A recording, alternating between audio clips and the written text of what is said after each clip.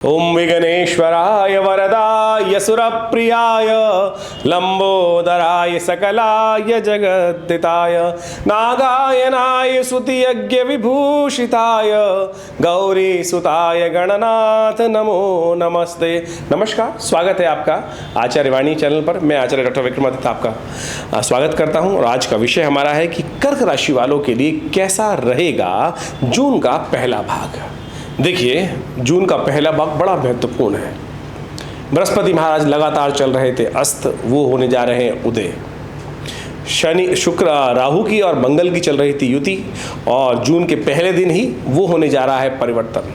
तो एक तरह से बड़ा महत्वपूर्ण है, बड़े महत्वपूर्ण परिवर्तन करने का योग बनता दिखाई दे रहा है। साथ साथ ऐसे में जो विशेष तौर पर सूर्य के साथ कई ग्रहों का योगायोग बनता दिखाई दे रहा है। पंचग्रही योग भी बनेगा इन्हीं दिनों पर और पंचग्रही योग का प्रभाव होता है या तो भीषण गर्मी या भीषण जलाजल, या कहीं ना कहीं प्रकृति के अंदर विशेष तौर पर या तो जलाजल का स्थिति बन सकती है और यहीं प्रचंड गर्मी का योग बनता दिखाई दे रहा है। परिवर्तन का योग है और ये परिवर्तन विशेष तौर पर आपकी राशि के अनुसार से क्या कुछ करेगा। देखिए, मंगल महाराज मेष राशि में पदार्पण कर रहे हैं 1 तारीख को और वहीं से पदार्पण करने के बाद आपकी राशि पर पूर्ण प्रभाव डालेंगे। कर्क राशि वालों के लिए जीवन में किस प्रकार से ग्रह योग बनते दिखाई दे रहे हो, कैसे आने वाले उत्सवों के बीच में आप अपने जीवन में शुभ प्राप्ति के लिए कौन कौन से खास उपाय किस किस दिन कर सकते हैं, वो सारी बातें हम आपको इस चैनल के माध्यम से अवगत कराएंगे। जून का आप सिलसिलेवार तरीके से बात कर लेते हैं कि जून का महीना किस प्रकार से ग्रह योग को बनाएगा आपके लिए। सबसे पहले बात कर लेते हैं 1 जून की, शनिवार का अवसर, जेठ का महीना, नवमी तिथि और दशमी तिथि का योग। नवमी तिथि थोड़ी देर के लिए विद्यमान रहेगी, दशमी तिथि क्षय हो जाएगी और मीन राशि में चंद्रमा पदार्पण कर रहे हैं जो आपके लिए बड़ा सुंदर वातावरण बना रहे हैं। मन में धर्मता उदय दे रहे हैं, लेकिन राहु के साथ युक्त होने के कारण से एक बात समझ लीजिए, धर्म से कहीं ना कहीं मन में विमुखता भी आती दिखाई देगी बार बार से। ऐसे में ध्यान रखिएगा, जितने धर्मपरायण रहेंगे, धर्मयुक्त रहेंगे, अच्छी बातें करेंगे, सज्जनता के साथ कार्य करेंगे, उतना मन में सुख का उदय होगा, उतने जीवन में सुख के पदार्पण करने के योग बनेंगे। तो कोशिश ये करें अपने जीवन में धर्म का साथ रखने का प्रयास करें, परमात्मा का स्मरण करें, सरलता बनाए रखें। मंगल मेष राशि में इस दिन दोपहर को 3:30 बजे के आसपास प्रवेश कर रहे हैं और यह आपके लिए राज्य में विजय प्राप्ति के योग बना सकते हैं। बहुत सारी चीज़ों में परिवर्तन का योग बनेगा, पॉजिटिव चेंजेस होते दिखाई देंगे और अच्छे से आपको आने वाले कुछ दिनों में 40 दिनों के आसपास ये मंगल का परिवर्तन बहुत महत्वपूर्ण योग बनाता दिखाई देगा। नए कार्य आरंभ करने के लिए दिन अच्छा नहीं है क्योंकि तिथि क्षय है, दशमी तिथि क्षय होती दिखाई दे रही है। ऐसे में उपाय क्या करना चाहिए वो भी नोट कर लीजिए। सबसे बढ़िया उपाय धर्मपरायण। देखिए, शनिवार का अवसर है और शनि महाराज आपकी राशि के अनुसार से इन दिनों जहां चल रहे हैं वो अष्टम भाव है।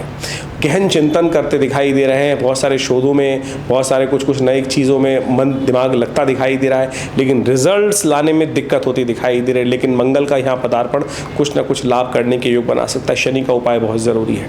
आने वाले 6 तारीख को शनि की जयंती पड़ने वाली है, तो कोशिश ये करें उस दिन भी विशेष तौर पर उपाय कीजिएगा और शनि का लगातार उपाय करने का प्रयास करें। नहीं तो शनि आप में जीवन में सफलता को इस समय प्राप्त करने में बहुत ज़्यादा मेहनत कराएगा। कोशिश ये करें शनि के मंत्र का जप करें, ओम प्रांग प्रीं प्रोंग से शनिश्चराय नमः, हनुमान जी का स्तवन करें, हनुमान जी को चोला चढ़ाएं। ये कुछ उपाय हैं, इनमें से जो भी श्रद्धा हो आपको जिस प्रकार से करेंगे तो अच्छा रहेगा। वैसे हनुमान जी की कृपा से समस्त प्रकार के उपाय करने, सुंदरकांड का पाठ कर लेने से, हनुमान जी को चोला चढ़ाने से मनोरथ सिद्ध होने के योग बन सकते हैं। 2 तारीख की बात कर लेते हैं। 2 जून रविवार का अवसर, एकादशी तिथि है, अपरा एकादशी का सुंदर योग है और इस दिन ग्रहों का परिवर्तन अद्भुत है। सुबह 6:10 पर जो बृहस्पति हैं वो उदय होने जा रहे हैं और बृहस्पति का उदय होना आपकी राशि के अनुसार से बड़ा महत्वपूर्ण रहेगा। एकादशवें भाव में बैठे बृहस्पति विशेष तौर पर पंचम पे दृष्टि डालेंगे, तृतीय पे दृष्टि डालेंगे, लाभ पे दृष्टि डालेंगे और ये आपके लिए बहुत महत्वपूर्ण रहेगा। बृहस्पति उदय होते ही आपके जीवन में आने वाले समय में बड़ा महत्वपूर्ण योग बनाते दिखाई दे रहे हैं। कोशिशें करें इस दिन सुंदर तरीके से भगवान विष्णु की आराधना करें, व्रत रखें, भगवान सूर्य नारायण को जल दें। इससे सुंदर उपाय नहीं होगा। बृहस्पति एकादशी के दिन परिवर्तन की तरफ जा रहे हैं, लेकिन एकादशी रविवार को पड़ रही है और रविवार की एकादशी बहुत ज़्यादा शुभ नहीं मानी जाती। कहा जाता है कि नए कार्य करने में थोड़ी सी दिक्कतें आ सकती हैं। इस दिन रेवती नक्षत्र भी विद्यमान है और अगले दिन अश्विनी नक्षत्र रहेगा, तो जो जातक जन्म ले रहे हैं उनको अवश्य ध्यान रखना चाहिए, उनके माता पिता को उनकी मूल शांति करानी चाहिए। और जिन लोगों ने बाल्यकाल से जिनकी नहीं हुई है मूल शांति और रेवती और अश्विनी नक्षत्र में वो जन्म ले रहे हैं, तो इन दोनों तिथियों में उनके निमित्त आप अवश्य 27,000 मूल मंत्र का जप कराकर अपने जीवन के कष्टों को दूर करने का योग बनाएं। 3 तारीख की बात कर लें। 3 तारीख को सोमवार का अवसर, 3 जून को द्वादशी तिथि विद्यमान है और मेष राशि में करीब करीब सुबह 1:30 बजे के आसपास परिवर्तन करके आ रहे हैं आपके विशेष तौर पर चंद्रमा, और ये आपके लिए बड़ा महत्वपूर्ण चंद्रमा मंगल की युति विशेष तौर पर दशम भाव में हो रही है। आपके कार्यों में सफलता देने के योग, आपके कार्यों में आगे बढ़ने का योग। कई बार मनोमस्तिष्क में काम चल रहा होता है कि काम हम कर रहे हैं, लाभ कहीं और ना ले जाए, चिंता ना करें, आपके कार्य का फल आपको ही प्राप्त होगा और निद्वंद भाव से आगे बढ़ने का प्रयास करना चाहिए। लेकिन इस दिन बुध ग्रह अस्त होने जा रहे हैं और बुध ग्रह इन दिनों विशेष तौर पर चल रहे हैं आपके 11वें भाव में। कन्या पूजन आप करने का प्रयास कीजिए। कन्या पूजन जितना करेंगे उतना आपके लिए अच्छा रहेगा। कन्याओं का आशीर्वाद लें।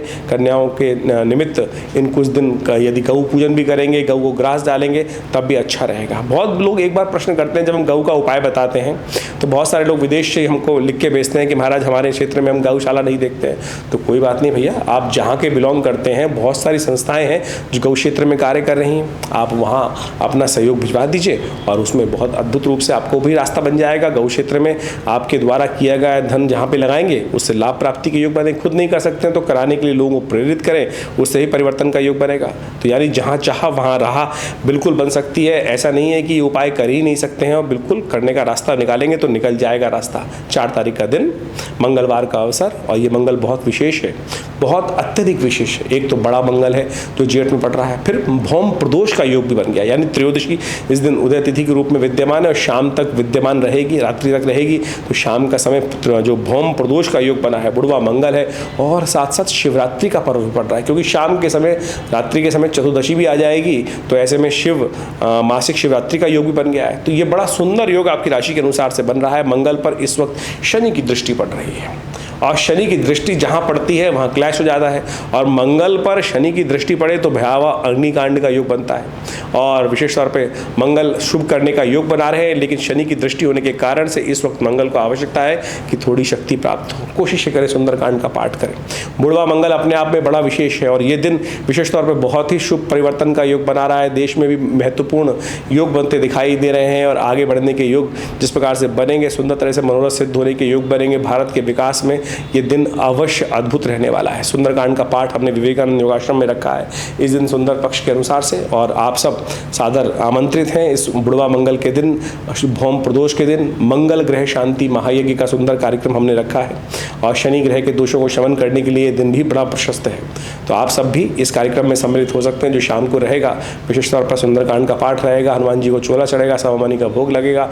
आनंद से ये सुंदर पर्व है, बहुत आनंद से हम मनाने का प्रयास करें। लोकतंत्र का दिवस भी बहुत महत्वपूर्ण है। भारत का बहुत अभय उदय होने के योग बन रहे हैं। जिस सीरीज में चल रहे थे उसमें और आगे बढ़ने के सुंदर योग भारत के दृष्टिकोण से बनते दिखाई देंगे आपको। 5 तारीख का दिन बुधवार का अवसर, चतुर्दशी तिथि इस दिन उदय तिथि के रूप में विद्यमान है, और चंद्रमा का पदार्पण भी सुबह 4:14 पर वृषभ राशि में हो रहे हैं। उच्च के होने जा रहे हैं चंद्रमा। बृहस्पति के साथ सुंदर योग बनता दिखाई दे, उदय हुए बृहस्पति के साथ चंद्रमा का योग, साथ साथ 3 ग्रह और भी विद्यमान है, तो पंचग्रही योग बन गया। पंचग्रही योग एक तरह से देश में गर्मी बढ़ाएगा, और देश में जो पूरे विश्व में गर्मी का प्रचंड प्रकोप बढ़ता दिखाई देगा, ये आपको देखने को मिल सकता है। और इस दिन विशेष तौर पर हम कोशिश करें भगवान विष्णु का विशेष स्तवन करें, गणेश जी का स्तवन करें, गणेश जी को मोदक अर्पित करें, तो सुंदर रहेगा। आपके ग्रह योग जो है एक तरह से लाभ के योग प्रशस्त करते दिखाई दे रहे हैं। गज केसरी योग निर्माण है, और आपकी राशि के अनुसार से ये गज केसरी योग लाभ के लिए, धन की उपार्जन के लिए, विशेष तौर पर आपकी मेहनत का फल देने के लिए अच्छे योग बनाते दिखाई देंगे। कोशिश ये कीजिएगा जीवन में सरलता को समाहित करने का प्रयास करें। जितने सरल रहेंगे ना, इन दिनों ग्रह दिखाते हैं, अध्यात्म में दृष्टि जितनी अच्छी होगी, परमात्मा के श्री चरणों में जितना ध्यान अच्छा होगा, उतना बढ़िया सफलता का, धन लाभ का योग आपकी राशि में बनेगा। और जितने आप धर्म से विमुख होंगे उतने कष्ट में फंस सकते हैं, तो इस बात का ध्यान रखते हुए कार्य करिएगा। विशेष तौर पर 6 तारीख का अवसर, गुरुवार का अवसर, और साथ साथ अमावस्या तिथि है, और ये अमावस्या तिथि बेहद खास है। इस दिन शनि जयंती है, भ्रगुट अमावस्या है, विशेष तौर पर वट सावित्री का व्रत है, और ये अद्भुत शक्ति का विषय है। जैसे सत्यवान को वापस लाने के लिए सावित्री ने दृढ़ संकल्प होकर व्रत किया, उससे बड़े से बड़े कष्ट को निवारण करने का योग बन सकता है। तो ऐसे में आपके जीवन में देखिए, शनि को प्रसन्न करने के लिए शास्त्र में अनेक उपाय वर्णित हैं। शनि जयंती के दिन एक खास उपाय कर लेना चाहिए। कहा जाता है पिप्पलाद ऋषि की जो कथा सुन लेता है उसके शनि के तमाम दोष दूर होने के योग बन जाते हैं। स्कंद पुराण के अंदर इस कथा को बड़े अद्भुत रूप से बताया गया है। कई मतों में अलग अलग ऋषियों ने अलग कहा जाता है, अनेक कथाएं विचलित रहती हैं, लेकिन शास्त्र के दृष्टिकोण से पिप्पलाद ऋषि को आशीर्वाद स्वयं ब्रह्मा जी ने दिया था कि जो उनके मंत्र का जप कर लेगा उस पर शनि का नेगेटिव प्रभाव नहीं पड़ेगा। हमने विवेकानंद योगाश्रम में शनि ग्रह शांति महायज्ञ पे होने वाले इस यज्ञ में उन मंत्रों का विशेष तौर पर स्थान देने का प्रयास किया है, लेकिन लोग बहुत दूर दूर हैं तो इस कथा का श्रवण करके उसका महात्म समझ सकते हैं। कहा जाता है कि एक काल में भयंकर दुर्भिक्ष पड़ा, समस्त लोग उस एक स्थान को छोड़कर जा रहे थे। ऐसे में देवयोग से ऐसा योग बना कि ऋषि जब वहाँ से पदार्पण कर रहे थे तो वहाँ पर पीछे पिप्पलाद नाम के एक ऋषि पुत्र था, वो वहीं रह गया।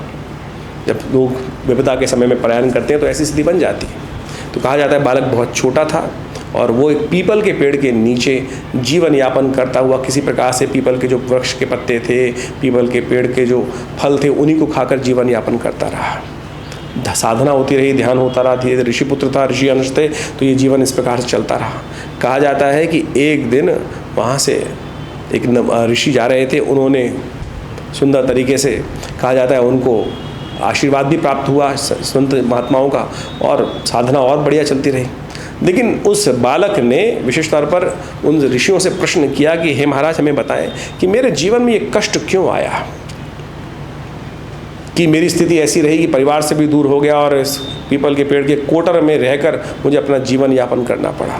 तो उन ऋषि ने उनको बताया कि ये सारा का सारा आपके पूर्वजन्म कर शनि के दुष्प्रभाव के कारण से ये योग बना कि जिसके कारण से शनि के जो भयावह दंड था वो आपको भोगना पड़ा।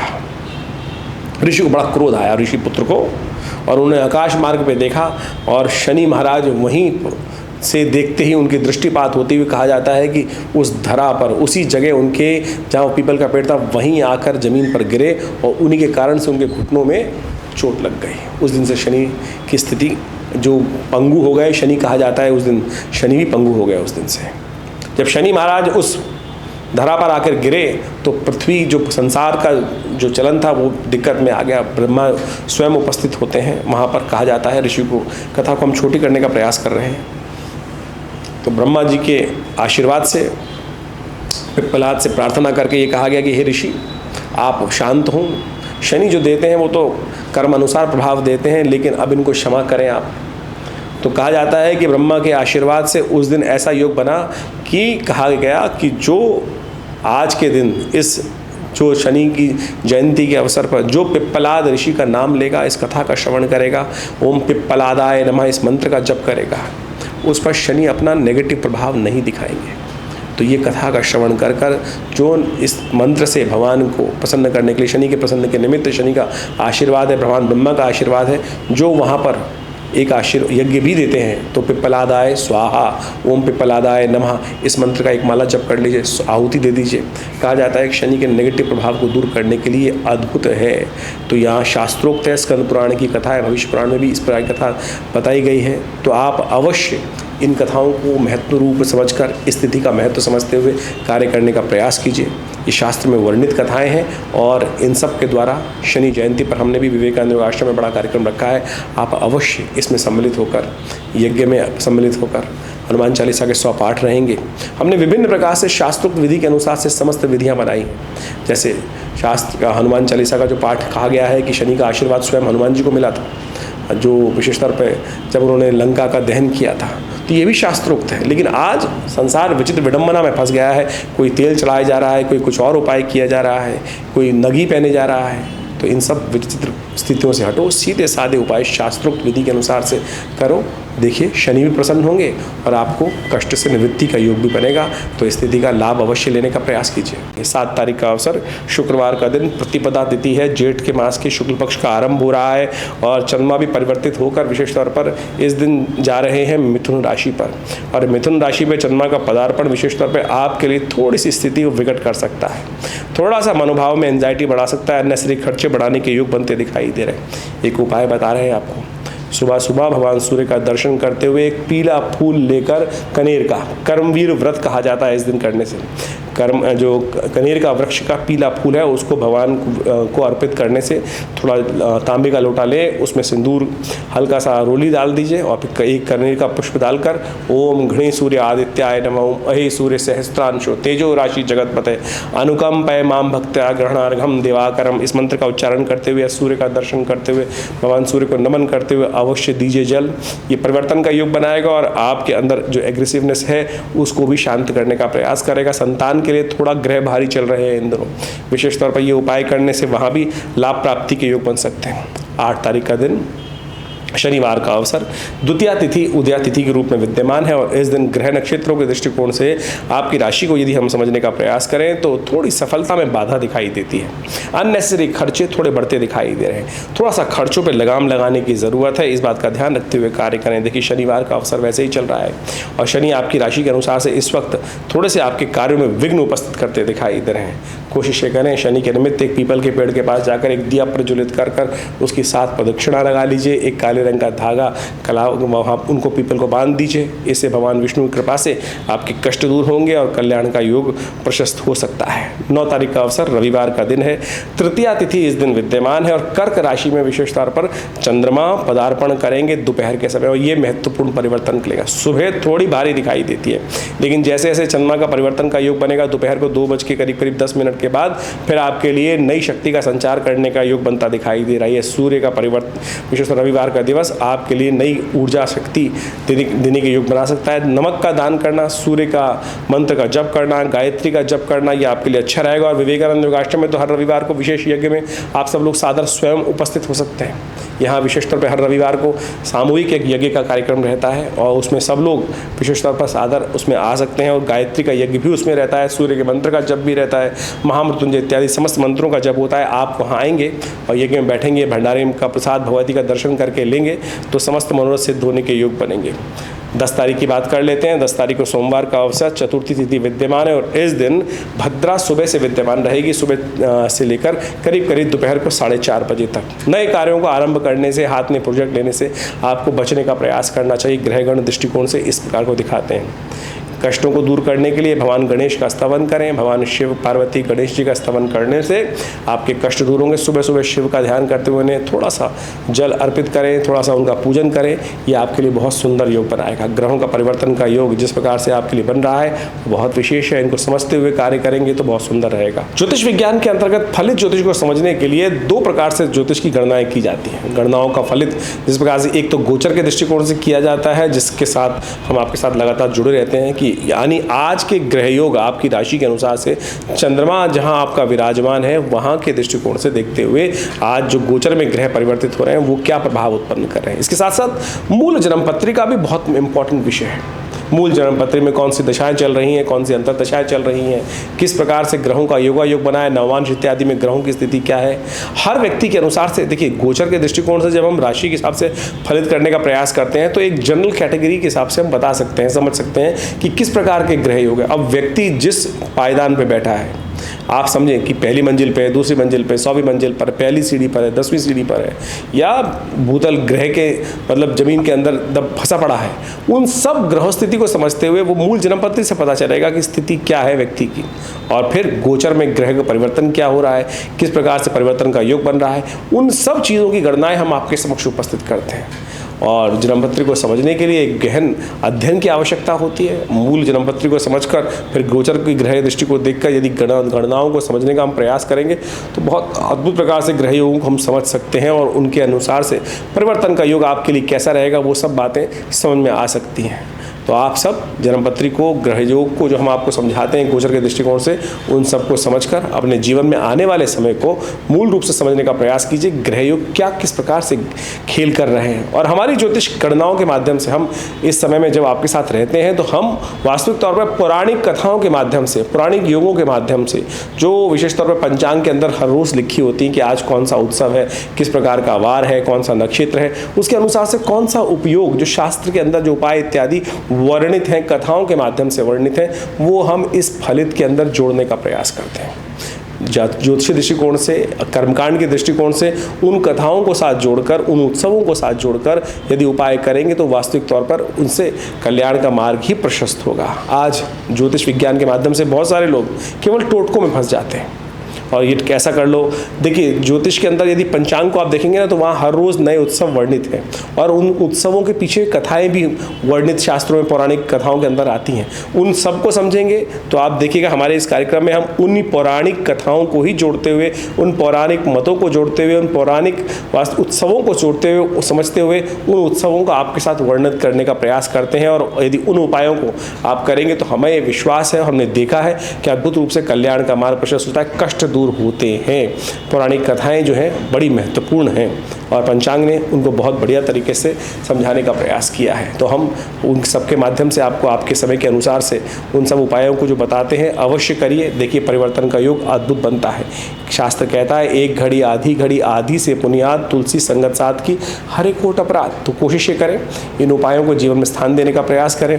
और हमारे विवेकानंद योगाश्रम में हमने पिछले करीब 60 सालों में सदगुरु आचार्य श्री केशव देव जी के महाराज के सानिध्य में विभिन्न भारतीय पराविद्याओं पर शोध किया, चाहे वो मंत्र विज्ञान है, चाहे वो यज्ञ विज्ञान है, चाहे वो भारतीय विभिन्न क्षेत्रों में योग विज्ञान के माध्यम से, और बड़ा एक शोध संस्थान विकसित किया।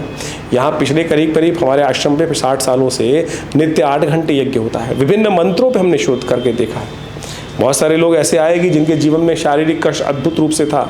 एक तो कई कष्ट तो ऐसे आए कि बिल्कुल कोई दवाई काम ही नहीं कर रही थी, और जैसे ही महामृत्युंजय मंत्र का प्रयोग किया गया उनके लिए अनुष्ठानित तौर पर देखिए आप परिवर्तन का योग बना।